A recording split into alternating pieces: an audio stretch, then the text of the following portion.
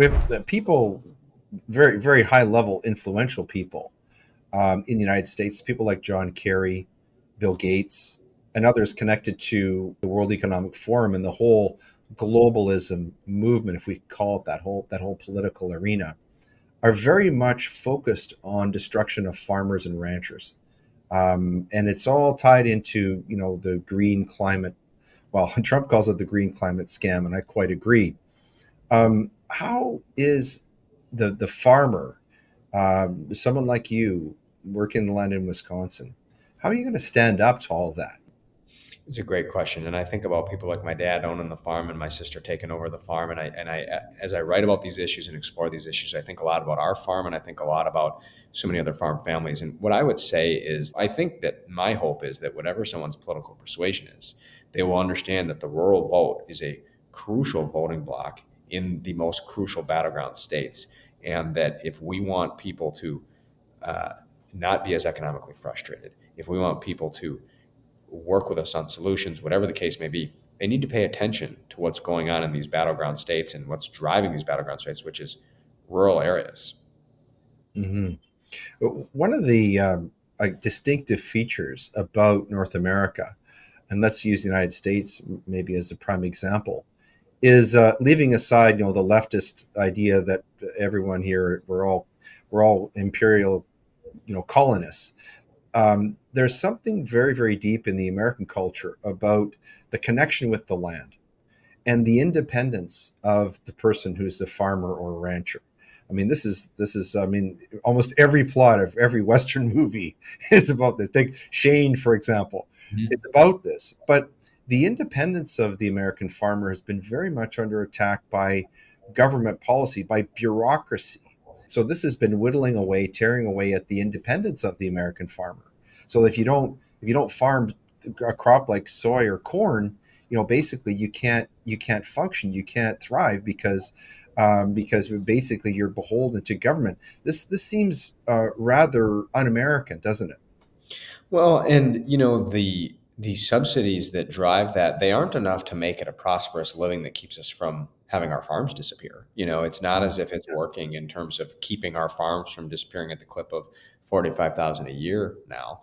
Hmm. So it's not addressing that issue. And so what it is doing is it's locking many farms into growing just those crops and products. And I grew up on a farm that grows corn and soybeans, and we also grow other types of crops, and we're experimenting, with more types of crops now as we try to figure out the right path forward for our farm. And the reality is that there are so many farms that grow those crops and products, and they have a place to take that to market. But if they tried to grow some sort of specialty food product, they don't have a place to take it. There isn't a market infrastructure built around it. And that's part of the reason for that, is because the subsidies have steered our farming so strongly in a few specific directions that there isn't a lot of industry out there buying and selling other types of crops from our farmers. Incredibly, at a time when consumers want to know more about where the food is coming from and want to have more variety and more fresh local options and more specialty foods than ever. And I think that's part of the reason that it can change. But you're absolutely right that, at the end of the day, a lot of people, both inside and outside of farming, have things they don't like about our government programs. And, I think the reason that that has happened, there's a lot of them, but one of the reasons is because continually there's just a piling of additional government programs, one on top of the other. It's a mess that is really means that there's a lot of money being spent on farms without necessarily the farmers being helped in the way that Hmm. they need. And so it's both true that we have farms suffering and money being wasted. Hmm. We have a similar problem in Canada with dairy. We have to spend a lot more for dairy, for everything from milk to cheese to butter, because there's a cartel that exists in the province of Quebec, and everyone in the country is beholden to it. We have to buy products that are produced, dairy products produced in Quebec. They get political incentives, and so we pay more than Americans do, because of that. Do you have similar problems like that in the United States in terms of dairy and cartels controlling price? Yeah, there's always a lot of debate and discussion over whether to move toward, the model that you have in Canada. And one of the reasons that has been keeping that from happening is the higher prices for consumers. And another of the reasons is less freedom for farmers to make decisions around what they want to do in terms of when they're expanding their herd and what they're doing and that kind of thing. So we don't have that specific system, but we do still have many of the same problems. We have government programs that steer farmers in particular directions. We have government programs that make other things less viable than they would otherwise naturally be. And one thing I like to note for people too, and I think it's true of your good farmers in Canada as well, is that, you know, despite all of these things, it's not necessarily the case that the farmers put more money in their pocket when the food prices are high either, because that food is bought and sold many times between the farm gate and the dinner table, and everybody's getting a cut. So by the time it gets back to the farmer, their share of that increase isn't all that large. And by the way, their prices are increasing too. So when the cost of food or gas or what have you is going up for consumers, the farmer's facing the same crunch with seed, fertilizer, energy. And so the reality is that the farmer and the consumer, they're usually in the same situation together. They're usually facing the same kind of economic squeeze. Hmm. I realize that you're not an economist, but let's face it, the cost of groceries, of food, is a very, very major concern for people in the United States and Canada with inflation and things like that. Um, it doesn't seem as though the higher cost of food is benefiting farmers. Um, Yeah.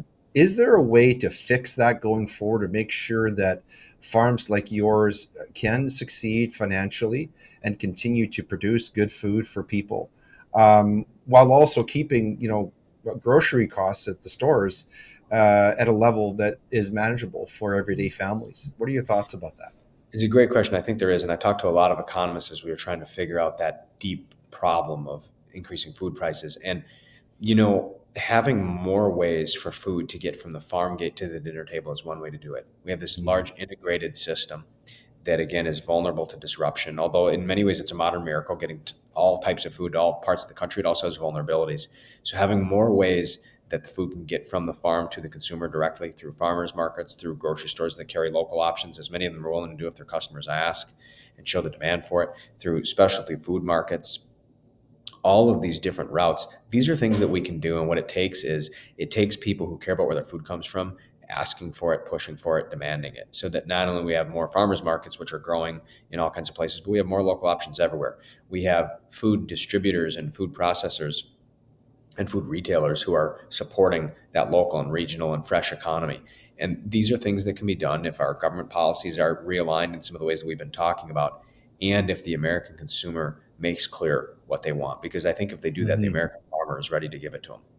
So, in that vein, and I may be oversimplifying this, correct me if I am, but if we start eating less processed food and more good, natural, whole food, like what you produce on your farm, is that going to be a net benefit to farmers in places like United States and Canada, in your view, or will that make a difference at all if people get back onto a more natural, whole food diet? Yeah, I think it will be a benefit. It creates new entrepreneur opportunity for our farmers to meet, and it creates more choices for consumers. And that's something that, we have this world where people care about where their food comes from more than ever. And we have farmers who are struggling in many ways more than ever to be able to find a market for what it is that they're doing. And there's ways that we can make changes to solve this problem. And I think that discussing these issues is so important to be able to do that. Hmm. Hmm. No, it's my pleasure to do this with you today and to talk about your book, Land Rich, Cash Poor: My Family's Hope and the Untold History of the Disappearing American Farmer. One question I have, Brian, and maybe this may be outside of your area of expertise, but Mr. Trump has been talking a lot about tariffs and how tariffs can be beneficial for America, in terms of reducing costs for Americans and actually really benefiting the U.S. economy. How do you think those tariffs, if Mr. Trump and his administration proceed with that, are going to impact food production in the United States in a Yeah. good way or a bad way, or both? It's a great question, and it's something that I think we have to be blunt about. There are elements of this that farmers are very enthusiastic about and want to see, and then there are parts of this where it's a complicated picture for farmers. And I think talking about it helps us make sure that we craft our policies in the right way. Farmers know that countries like China have been really screwing them over for decades and messing with America, and they like seeing a posture that gets tougher. They like tougher negotiations. They like making sure that we're not letting that happen. And so, in that way, the tougher stance on China and the use of tariffs as a negotiating tool, I think, is something that a lot of farmers have cheered in the past and will continue to cheer. They also can be affected if the situation spins out into a scenario where there are tariffs being raised all across the globe in all kinds of different directions. Because what happens is tariffs then get slapped on American farm goods that are getting sold into other countries. There's a certain amount of food that's produced that is excess and needs to be sold somewhere. And so when those tariffs get slapped on American goods in foreign countries, that makes them more expensive, and it makes it so that farmers are not able to sell as many of their Hmm. goods. And I so if see. we can find a way to get tougher with China and other adversaries and make sure that the American farmer and the American worker and the American economy are being treated fairly, and do that in a way that doesn't put farmers in a position where their ability to sell their goods goes down into the basement, then we'll be able to handle this right. Farmers are very much behind getting tougher, and they just Hmm. live an economic reality on the ground that I think we have to bear in mind as we work through these policies and how they're formed. Hmm. Hmm. Folks, we've been talking with Brian Reisinger. He's a journalist, a farmer, family farmer, and an author. And so we're going to turn to our reading list here, and we're going to add, of course, his book is featured today. It's added to our reading list. It's called Land Rich, Cash Poor: My Family's Hope, The Untold Story of the Disappearing American Farmer. One other book that we're going to add to our reading list that's somewhat related in terms of being a challenge to the American farmer is a book called Belt and Road: A Chinese World Order. This book was published 4 years ago. There's no question that Belt and Road is an attack on U.S. hegemony, and therefore, really everything that we want to preserve that's great about the West. So, Brian, we've added your book to our reading list. I'm interested to know whether there are other resources, websites, or other books that have influenced you that would also give our readers and listeners a better understanding of this topic and other things that you write about. Hmm. Well, there are so many good books out there. One of the books that I think is really important is a book called 40 Acres Deep, and it's a novel, it's a novella about farmer mental health and talking about the struggle that farmers are living on the ground. And I think that's a really, really valuable one. Another on a nonfiction front is I really love the Teddy Roosevelt biography Mm. that came out. There's a series of them, and I really enjoy that one too. Mhm. So. Well, Brian, I want to thank you so much for being our special guest here today, and for your book. I enjoyed reading it very much. I strongly recommend it. We wish you much continued success with it and with everything you're doing, especially your family farm. May it continue on for many generations. Well, thank you so much. I appreciate all of that. Landridge Cash Bar is available on Amazon, anywhere people buy books online, but also bookstores nationwide, and they have it or they can get it for you. And I just hope anybody who picks it up or hears this just thinks about these issues and keeps the conversation going, because I think we can Yeah, do a lot about it if we do that. So thank you for the yeah. opportunity. Thanks, Brian.